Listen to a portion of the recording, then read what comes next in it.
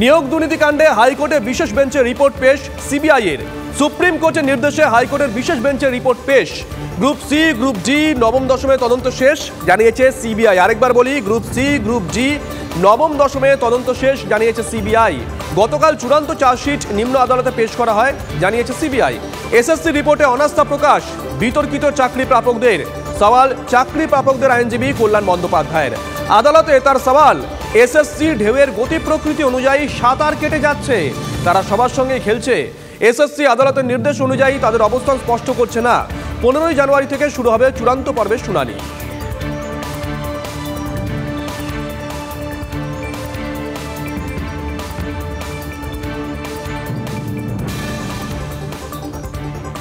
নিয়োগ দুর্নীতিকাণ্ডে হাইকোর্টের রিপোর্ট পেশ সিবিআই এর। রিপোর্ট পেশের 24 ঘন্টা আগেই 4টি মামলায় চূড়ান্ত চার্জশিট পেশ। গ্রুপ সি গ্রুপ ডির মামলায় প্রতিটি চার্জশিটে কিংপিন পার্থ।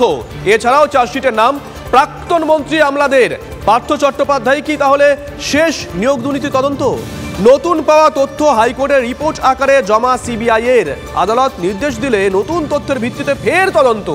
চূড়ান্ত চার্জশিট দিয়েও তদন্তের রাস্তা খোলা রাখতে চাইছে সিবিআই, এমনটাই সূত্রের খবর। কৌস্তব রয়েছেন আমাদের সঙ্গে, আমাদের সহকর্মী। কৌস্তব, যে প্রশ্ন বারংবার ঘুরে ফিরে উঠছে, তাহলে কি পার্থ চট্টোপাধ্যায়তেই তদন্তটা শেষ হয়ে যাবে নাকি তদন্তের পরিধি আরো বাড়বে? এখনো পর্যন্ত যা ইঙ্গিত পাওয়া যাচ্ছে পুরোটাই বললাম। চাকরি প্রার্থীরা তারা কিভাবে দেখছেন বিষয়টা?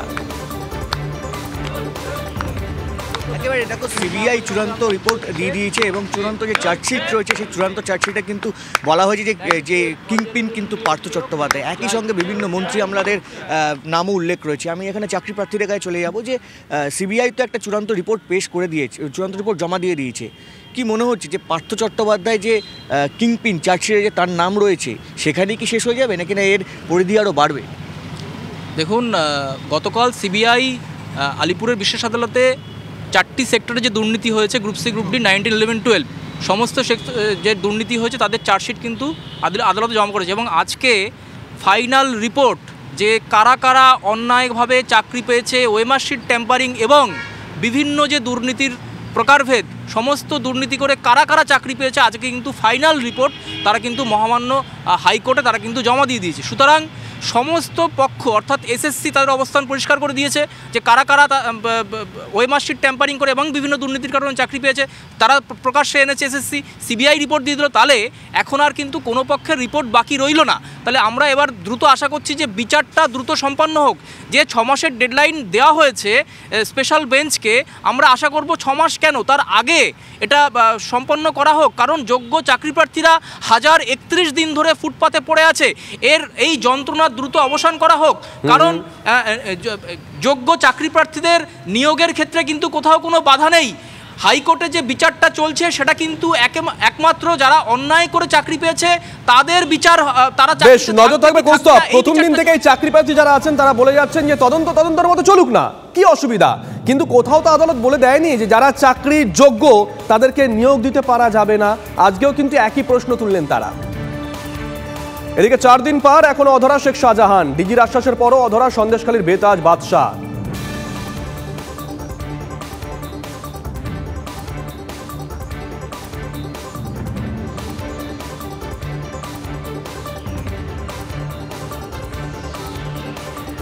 4 দিন পর এখনো অধরা শেখ শাহজাহান। ডিজির আশ্বাসের পরও অধরা সন্দেশখালীর বেতাজ বাদশা। শাহজাহান নিয়ে ক্রমাগত চাপ বাড়ছে রাজ্য পুলিশের ওপর। রাজ্যপালের কড়া বিবৃতি, স্বরাষ্ট্র মন্ত্রকের সাঁড়াশি চাপ। জোড়া চাপের মধ্যেই কলকাতায় দফায় দফায় বৈঠক ইডি ডিরেক্টরের। কোনো বার্তাতেই সাড়া দিচ্ছেন না শাহজাহান, এমনটাই দাবি প্রশাসনের একাংশের। শাহজাহানকে নিয়ে সংকটে পুলিশ।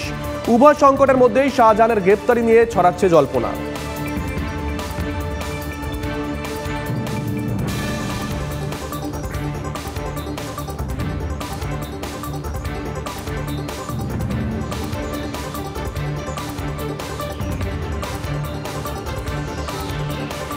এদিকে রাজ্য পুলিশের ডিজি রাজীব কুমার মুখ খোলার পরেই কি শাহজাহানকে নিয়ে অতি সক্রিয় পুলিশ।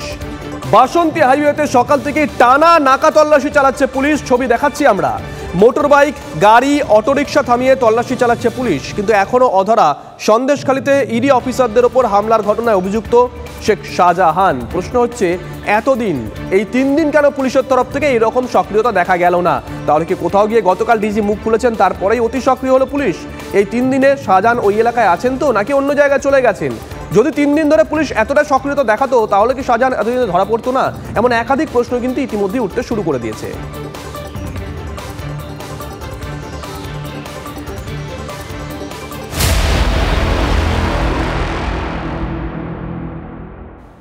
এদিকে সন্দেশখালী বনগা কাণ্ডের পর শহরে ইডি ডিরেক্টর রাহুল নবীন। গতকাল মাঝরাতে শহরে এসেছেন ইডি ডিরেক্টর। কাজে যোগ দেওয়ার পর প্রথম কলকাতায় আসা। সূত্রের খবর, আজ দফায় দফায় ইডির অফিসারদের সঙ্গে বৈঠক ডিরেক্টরের। ইতিমধ্যেই সিজো কমপ্লেক্সে পৌঁছে গেছেন রাহুল নবীন। সন্দেশখালী বনগায় হামলা নিয়ে ডিরেক্টরকে রিপোর্ট পেশ ইডির কলকাতার আধিকারিকদের। সিআরপিএফ, সিআইএসএফ কর্তাদের সঙ্গেও নিরাপত্তা নিয়ে বৈঠক রাহুল নবীনের। ইডির সব জায়গার সব মামলার স্ট্যাটাস নিয়ে আলোচনা করবেন ডিরেক্টর।